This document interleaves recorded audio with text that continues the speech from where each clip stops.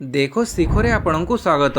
आज ମୁଁ ଆପଣଙ୍କ ପାଇଁ ନେଇ ଆସିଛି ଦେଶ ବିଦେଶର 30ଟି ଗୁରୁତ୍ୱପୂର୍ଣ୍ଣ ଖବର। ଆପଣଙ୍କୁ ଅନୁରୋଧ ଭିଡ଼ିଓଟିକୁ ସମ୍ପୂର୍ଣ୍ଣ ଦେଖିବେ। ଭଲ ଲାଗିଲେ ଏହାକୁ ଲାଇକ୍ ଓ ସେୟାର ନିଶ୍ଚୟ କରିବେ। ନମ୍ବର 1 ଶିକ୍ଷାବର୍ଷ ଆରମ୍ଭରୁ ରିଭିଜନ କ୍ଲାସ୍ ପିଲା ପଢ଼ିବେ ପୁରୁଣା ପାଠ। ଶିକ୍ଷାବର୍ଷ ଆରମ୍ଭରୁ ସ୍କୁଲ ଛାତ୍ରଛାତ୍ରୀଙ୍କ ରିମେଡିଆଲ କ୍ଲାସ୍ କରାଯିବ। ପ୍ରଥମ 2-3 ମାସ ପ୍ରଥମରୁ ଅଷ୍ଟମ ଶ୍ରେଣୀ ଛାତ୍ରଛାତ୍ରୀଙ୍କର ରିମେଡିଆଲ କ୍ଲାସ୍ ହେବ। ଛାତ୍ରଛାତ୍ରୀଙ୍କ ଦକ୍ଷତା ବୃଦ୍ଧି ପାଇଁ ସ୍କୁଲ ଓ ଗଣଶିକ୍ଷା ବିଭାଗ ଏହି ନିଷ୍ପତ୍ତି ନେଇଛି। ଚଳିତ ବର୍ଷ ମହାମାରୀ ଯୋଗୁଁ ସ୍କୁଲରେ ପ୍ରଥମରୁ ଅଷ୍ଟମ ଶ୍ରେଣୀ ପିଲାଙ୍କ ପାଠପଢ଼ା ହୋଇନି। ଏହାକୁ ଦୃଷ୍ଟିରେ ରଖି ପିଲାମାନଙ୍କର ରିଭିଜନ କ୍ଲାସ୍ କରାଯିବ। ଏହି ସମୟରେ ଛାତ୍ରଛାତ୍ରୀଙ୍କୁ ପଢ଼ାଯିବ ପୁରୁଣା ପାଠ।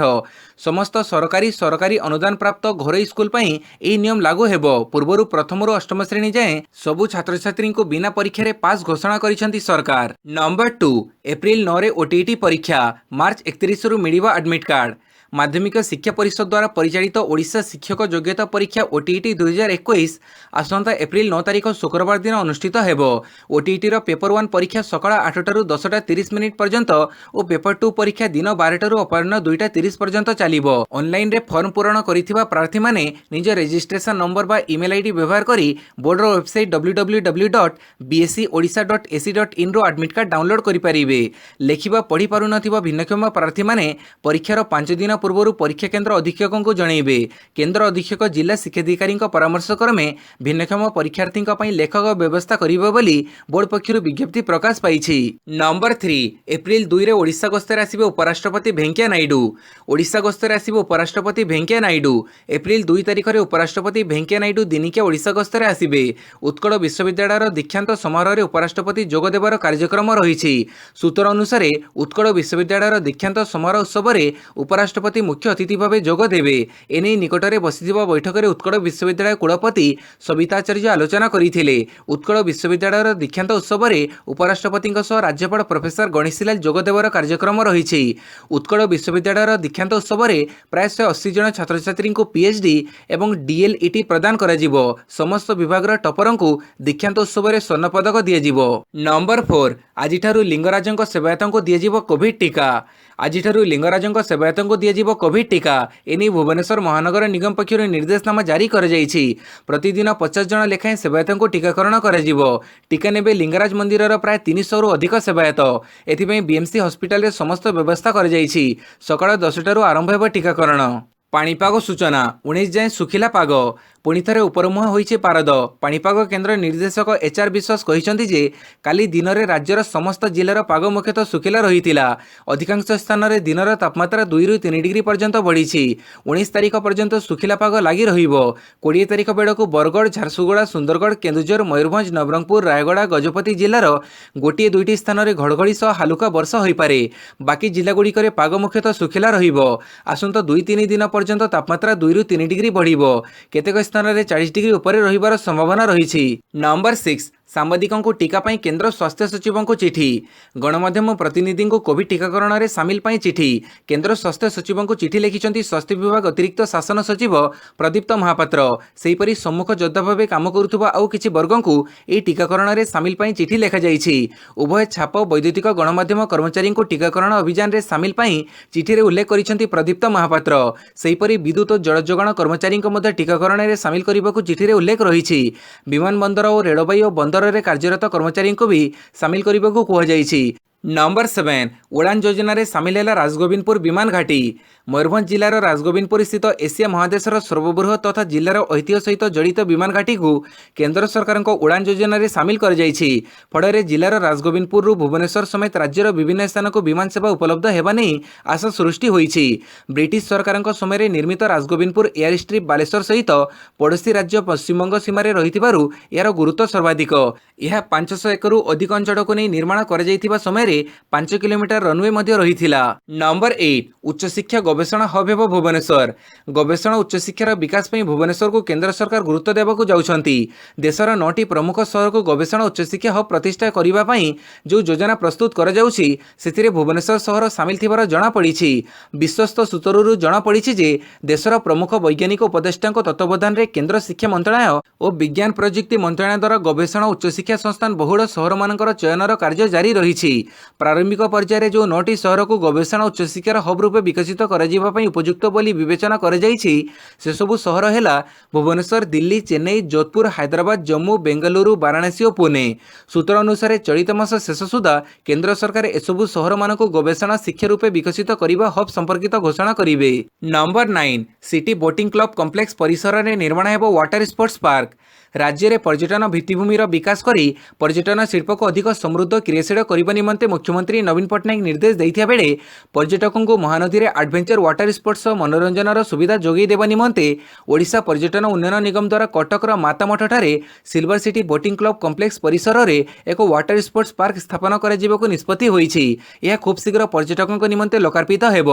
ଓଟିଟିସି ଅଧ୍ୟକ୍ଷା ଶ୍ରୀମୟୀ ମିଶ୍ର ମଙ୍ଗଳବାର ଅପରାହ୍ନରେ ବରିଷ୍ଠ ପଦାଧିକାରୀ ଓ ଇଞ୍ଜିନିୟରମାନଙ୍କ ସହ କଟକ ଗସ୍ତରେ ଯାଇ ମାତାମଠଠାରେ ଥିବା ଏହି ୱାଟର ସ୍ପୋର୍ଟସର ଆବଶ୍ୟକତା ଭିତ୍ତିଭୂମି ନିର୍ମାଣ କାର୍ଯ୍ୟର ଅଗ୍ରଗତିର ସମୀକ୍ଷା କରିଛନ୍ତି। ନମ୍ବର 10 ବୁର୍ଲା ସହରର ପ୍ଲାନେଟୋରିୟମ ନିକଟରେ ହେବ ଟେକ୍ନୋଲୋଜି ପାର୍କ। ସମ୍ବଲପୁର ମହାନଗର ନିଗମ ଅନ୍ତର୍ଭୁକ୍ତ ବୁର୍ଲା ସହରର ପ୍ଲାନେଟୋରିୟମ ନିକଟରେ ଟେକ୍ନୋଲୋଜି ପାର୍କ ନିର୍ମାଣ କରାଯିବା ପାଇଁ ଚୂଡ଼ାନ୍ତ ହୋଇଥିବା ସମ୍ବଲପୁର ତହସିଲଦାର ଲକ୍ଷ୍ମଣ ଅମା ସୂଚନା ଦେଇଛନ୍ତି। ଏପରିକି ଜମି ମଧ୍ୟ ରାଜସ୍ୱ ବିଭାଗ ତରଫରୁ ସାଇନ୍ସ ଏବଂ ଟେକ୍ନୋଲୋଜି ବିଭାଗକୁ ଜମି ହସ୍ତାନ୍ତର ପ୍ରକ୍ରିୟା ମଧ୍ୟ ହୋଇଯାଇଥିବାର ଦୃଷ୍ଟାନ୍ତ ରହିଛି। ନମ୍ବର 11 ଆବଶ୍ୟକ ପଡ଼ିଲେ କଣ୍ଟେନମେଣ୍ଟ ଜୋନ୍ ହେବ କହିଲେ ପ୍ରଧାନମନ୍ତ୍ରୀ। ଦେଶରେ ୟୁଟର୍ନ ମାରିଛି ମହାମାରୀ। ଅଧିକାଂଶ ସହରରେ ମହାମାରୀ ମାମଲା ପୁଣି ଥରେ ବଢ଼ିବାରେ ଲାଗିଛି। ତେବେ ଏହାକୁ ଗୁରୁତର ସହ ନେଇଛନ୍ତି କେନ୍ଦ୍ର ସରକାର। ଏନେଇ କାଲି ସବୁ ରାଜ୍ୟର ମୁଖ୍ୟମନ୍ତ୍ରୀଙ୍କ ସହ ଆଲୋଚନା କରିଛନ୍ତି ପ୍ରଧାନମନ୍ତ୍ରୀ ନରେନ୍ଦ୍ର ମୋଦି। ଭିଡ଼ିଓ କନଫରେନ୍ସିଂ ଜରିଆରେ ଏହି ଆଲୋଚନା ହୋଇଛି। ଏହି ସମୟରେ ମୋଦି କହିଛନ୍ତି ଲୋକଙ୍କୁ ଭୟଭୀତ ନ କରି ଆମେ ସଚେତନ କରିବା ଦରକାର। ଯେଉଁଠି ଜରୁରୀ ମାଇକ୍ରୋ କଣ୍ଟେନମେଣ୍ଟ ଜୋନ୍ କରାଯାଉ।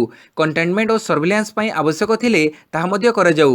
ସହରରୁ ଯେମିତି ଗାଁକୁ ନ ବ୍ୟାପିବ ସେଥିପାଇଁ ମାଇକ୍ରୋ କଣ୍ଟେନମେଣ୍ଟ ହେଉ। ଟେଷ୍ଟ, ଟ୍ରାକ୍ ଏବଂ ଟ୍ରିଟ୍କୁ ନେଇ ଆମକୁ କାର୍ଯ୍ୟ କରିବାକୁ ପଡ଼ିବ। ନମ୍ବର 12 ପିପି କିଟ୍ ଦୁର୍ନୀତି ମାମଲା ଲୋକାୟୁକ୍ତଙ୍କୁ ରିପୋର୍ଟ ଦେଲା vigilance.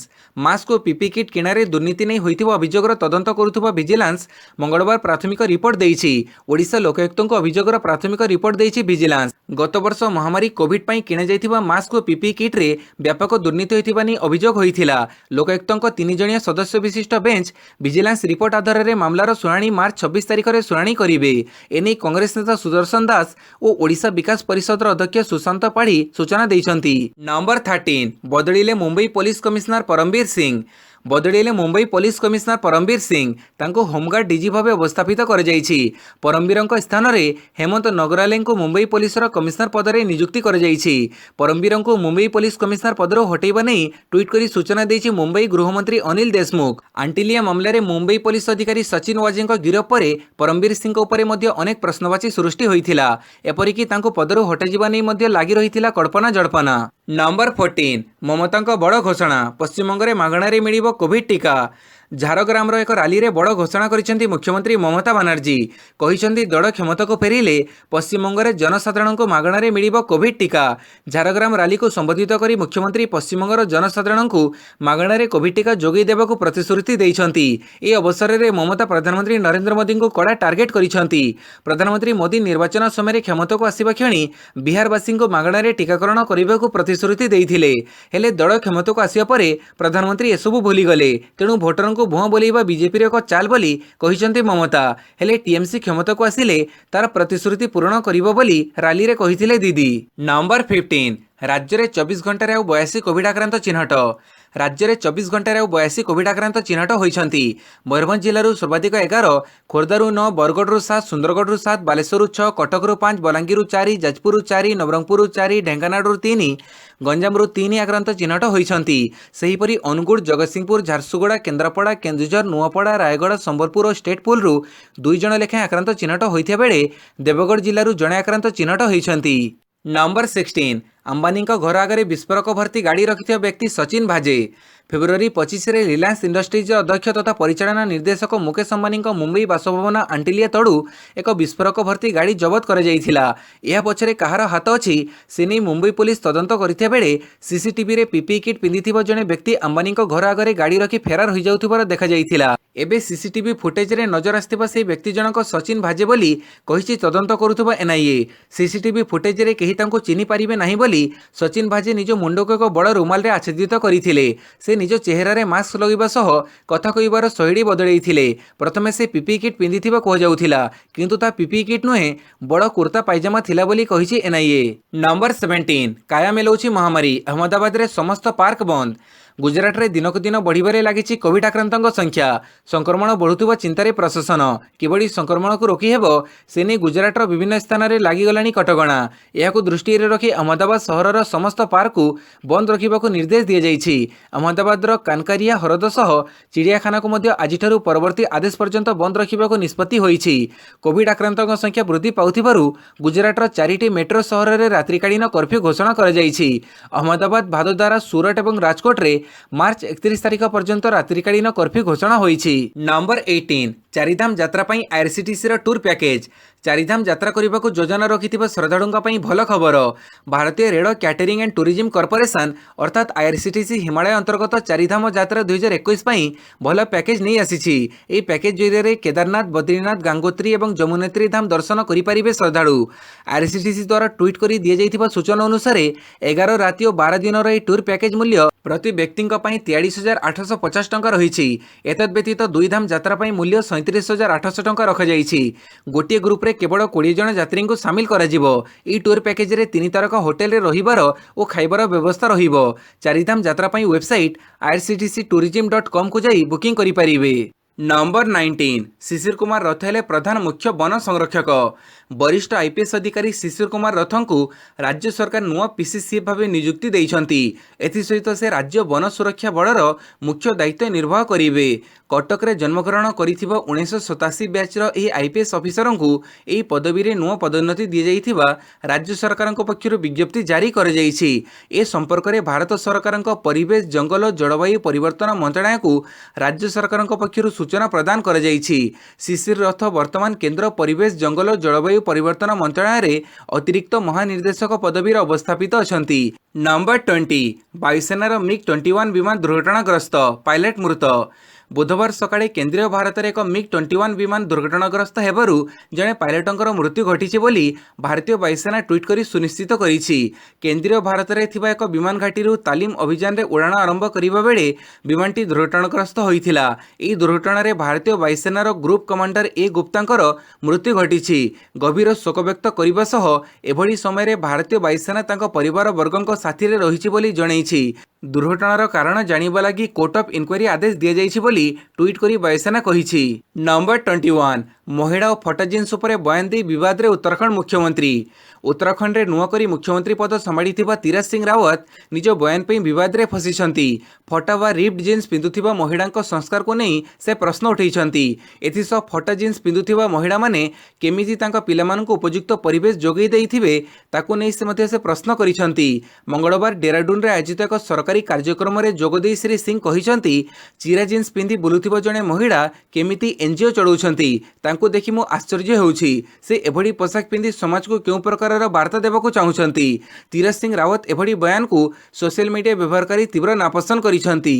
Number 22 Mercedes car Luchai रखिथिले विस्फोरक भर्ती गाड़ीर नंबर प्लेट। मुकेश अंबानी घर निकट एक विस्फोरक भर्ती गाड़ी मिलवा घटना निलंबित होइथिबा पुलिस अधिकारी सचिन बाजी अड़ुआ दिनक दिन बढ़िबारे लागिछि। तांको विरोध में एनआईए हाथ में लागिछि अन्य एक प्रमाण। छत्रपति शिवाजी महाराज टर्मिनाल निकट में थिबा एक पार्किंग स्थानरू एक कड़ा मर्सिडीज कार को एनआईए जबत करिछि। कार भितरु मिलिछि विस्फोरक भर्ती गाड़ीर नंबर प्लेट। एपरिकी कारु अन्य दुईटी गाड़ीर नंबर प्लेट सहित नगद 5 लाख टंका जबत कर जाइथिबा एनआईए रो इंस्पेक्टर जनरल अनिल शुक्ला सूचना दैछंती। कार मालिक सचिन होइनथिले मध्य से एही मर्सिडीज कार व्यवहार करुथुबा एनआईए तदंतरु जणा पड़िछि। Number 23 TRP scam 3 television channel रो 32 कोटी टंकार संपत्ति जबत। चर्चित टेलीविजन टीआरपी अनियमितता मामलें प्रवर्तन निर्देशालय मनी लॉन्ड्रिंग जांच रे बुधवार महाराष्ट्र केतेक टेलीविजन चैनल 32 कोटी ऊर्ध्व टंकार संपत्ति जबत करिसंती। एसबू संपत्ति को provision of money laundering act रे जबत होइथिबा बेले एसबू फॉक्स मराठी, बॉक्स सिनेमा और महामुवी आदि चैनल रो बोली जणा पड़िछि। एने ईडी एक बयान जारी करिथिबा बेले जबत संपत्ति रे मुंबई, इंदौर, दिल्ली और गुड़गांव रे जमी सांगकु कमर्शियल और रेसिडेंशियल संपत्ति मध्य रहिथिबा कहिसंती। नंबर 24 भारत विदेश को रप्तानी होछि अधिक 2 गुणा टीका। महामारी संक्रमण भितर यार रक्षा कवच कहु टीका भारत अन्य राष्ट्र को विपुल परिमाण में रप्तानी कर जनवरी 16 रु भारत में टीकाकरण कार्य आरंभ कर इतिमध्य 3.48 कोटी टीकार डोज लोकों दि जाइछि। तेबे एही समय मध्य प्राय 70टी देश को मोट 5.84 कोटी डोज भारत रप्तानी कर यार अर्थ देश अपेक्षा विदेश को अधिक 2 गुणा टीकार डोज पठा जाइछि। सरकार एभली तथ्य पर विशेषज्ञ माने भारत में टीकार अभाव परिलक्षित हेबो और ठिकाना समय लोकंकु टीका मिल पारिबो नाही बोली आशंका करिसंती। नंबर 25 टीएमसी जारी कला इस्ताहार युवकों नियुक्ति और चाषी को मिलिबो सहायता। पश्चिमबंग विधानसभा निर्वाचन पूर्व निजर घोषणापत्र जारी करिछि तृणमूल कांग्रेस। मुख्यमंत्री ममता बनर्जी आगामी निर्वाचन पर इस्ताहार उन्मोचन करिसंती। इस्ताहार वर्षक मध्य 5 लाख नियुक्ति सुजोग सृष्टि करने को प्रतिश्रुति देइछि टीएमसी। सेहीपरि 68 लाख चाषी को सहायता मिलिबो बोली घोषणा करिछि टीएमसी। एथिसह निज घोषणापत्र में मे मासरू विधवा महिलां पई 1000 टंका लेखाएं देबाकू प्रतिश्रुति देइछि टीएमसी। टीएमसी क्षमता को आसिले लोकंकु मागणारे राशन दियाजिबो। एहासह गरीबंकु वार्षिक आर्थिक सहायता जोगई दियाजिबो। एही योजना अधीन साधारण जाति हिताधिकारी माने वार्षिक 6000 टंका आर्थिक सहायता पाइबे। सेहीपरि अनुसूचित जाति वर्गों को वार्षिक 12000 टंका जोगई दियाजिबो। ताछड़ा छात्रंक पई क्रेडिट कार्ड व्यवस्था कराजिबो बोली इस्ताहार रे घोषणा करिसेंती ममता बनर्जी। नंबर 26 भुवनेश्वर ओमफेड छकरे फाटिला विद्युत ट्रांसफॉर्मर 4 जन गुरुतर। राजधानी रे अघटन फाटिला विद्युत ट्रांसफॉर्मर। चंद्रशेखरपुर ओमफेड पार्लर पाखरे थिबा ट्रांसफॉर्मर फाटिबारु 4 जन गुरुतर आहत होइछंती। एमानक भितरे ट्रांसफॉर्मर पाखरे जड़खिया दुकान करिथिबा बापू पुओ थिबा जणा पड़िछि। 4 आहतंकु कैपिटल हॉस्पिटल रे भर्ती करा जाइछि। घटनास्थल में पहुंची पुलिस और अग्निशम बाहिनी। तेबे केमिति या फाटिला या अस्पष्ट रही। घटना पर स्थानीय अंचल लोक आतंकित हो पड़ती। नंबर 27 आत्महत्या कले बबिता फोगटंग भणी रीतिका। खेल जगतर एक हृदय विदारक खबर आसी। कुस्ती युद्धर फाइनाल मैच हारिबा परे भारतीय महिला कुस्ती योद्धा रीतिका आत्महत्या करिसंती। से सोमवार दिन निज गाँ बलाली ठारे गड़ारे निज ओडणी लगी आत्महत्या करिथिबा सूचना मिली। गणमाध्यमर सूचना मुताबक कुस्ती योद्धा रीतिका 12 ରୁ 14 मार्च मध्य राजस्थान भरतपुर लोहागढ़ स्टाडियम रे अनुष्ठित होइतिबा राज्यस्तरीय सब जूनियर महिला और पुरुष कुस्ती टूर्नामेंट रे भाग नैथिले। एही टूर्नामेंट रो फाइनल मैच मार्च 14 तारिख रे खेला जाइथिला, जोथिरे रीतिका गोटी अंक पछरे रही मैच हारि जाइथिले। मैच हारिबा परे से मानसिक दुश्चिंतारे रहिथिले। एनै से 15 तारिख दिन राति 11 टारे निज गाँ बलाली ठारे थिबा बासभवन रे बेकरे निज ओढ़णी बांधी आत्महत्या करिसंती। नंबर 28 बंद घरु बीजेपी सांसदों झुलंता मृतदेह उद्धार। बीजेपी सांसदों सन्देहजनक मृत्यु। हिमाचल प्रदेश मंडी लोकसभा क्षेत्रु सांसद थिबा रामस्वरूप शर्मा देहांत होइछि। दिल्ली पुलिस अनुसार सांसद रामस्वरूप रहिथिबा गोमती अपार्टमेंट्रु जने स्टाफ कॉल कली पुलिस को सूचना देइथिले। पुलिस आसी देखे तो सांसद थिबा घर भितर पटु बंद रहिछि। पुलिस कवाट भांगी रामस्वरूप को झुलंत अवस्था उद्धार करिथिला। तापरे सांसद को पुलिस दिल्ली राम मनोहर लोहिया हॉस्पिटल नैथिया बेले डाक्तर मृत्यु घोषणा करिसंती। सांसद रामस्वरूप देहांत परे काली बसिबाकु थिबा बीजेपी संसदीय दल बैठक को बातिल कर दिया जाइछि। नंबर 29 अद्भुत रेकर्ड मात्र 4 बॉल रे मैच हारिला मुंबई। क्रिकेट रे रेकर्ड हेबा किछि नुआ कथा नुहे, तेणिकी ता अंतर्जातीय क्रिकेट हेउ कि घरोई क्रिकेट। बीसीसीआई पक्षरु चलिथिबा सीनियर महिला दिनिकिया क्रिकेट टूर्नामेंट रे नागालैंड टीम एक लज्जाजनक रेकर्डर अधिकारी होइछि। महिला क्रिकेट टूर्नामेंट रो एलिट ग्रुप 3 रो एक मुकाबिला रे मुंबई टीम मात्र 4 बॉल रे नागालैंड को हरई रेकर्ड स्थापन करिछि। यह पूर्वर मध्य प्रदेश टीम मात्र 16 बॉल रे नागालैंड द्वारा दि जाइथिबा लक्ष्य को हासिल करी मैच जीति नैथिला। मुंबई विपक्ष ए मुकाबिला रे नागालैंड टीम प्रथम बैटिंग करी 17.4 ओवर रे मात्र 17 रन करी ऑल आउट होइथिला। मात्र 18 रन विजय लक्ष्य को मुंबई प्रथम ओवर रो 4टी बॉल रे हासिल करी मैच को 10 विकेट रे जीति नैथिला। नंबर 30 युवराजों छक्का वर्षा सचिन विस्फोरक बैटिंग। अंतर्जातीय क्रिकेटर अवसर नहीं सारी हैं सचिन तेंदुलकर और युवराज सिंह पाखरे से पुराना चमक रही। चलित रोड सेफ्टी वर्ल्ड सीरीज प्रथम सेमिफाइनाल रे सचिन युवराजों बैट्रु खूब रन बर्षि। वेस्टइंडीज लीजेंड्स विपक्ष मैच रे युवराज छक्का वर्षा करते बेले सचिन खेली विस्फोरक इनिंग्स। दुहींक इनिंग्स बड़े इंडिया लीजेंड 20 ओवर रे 3 विकेट हरई 218 रन विशाल स्कोर छिड़ा करिछि। भिडियोटी को संपूर्ण देखिथिबारु बहुत बहुत धन्यवाद।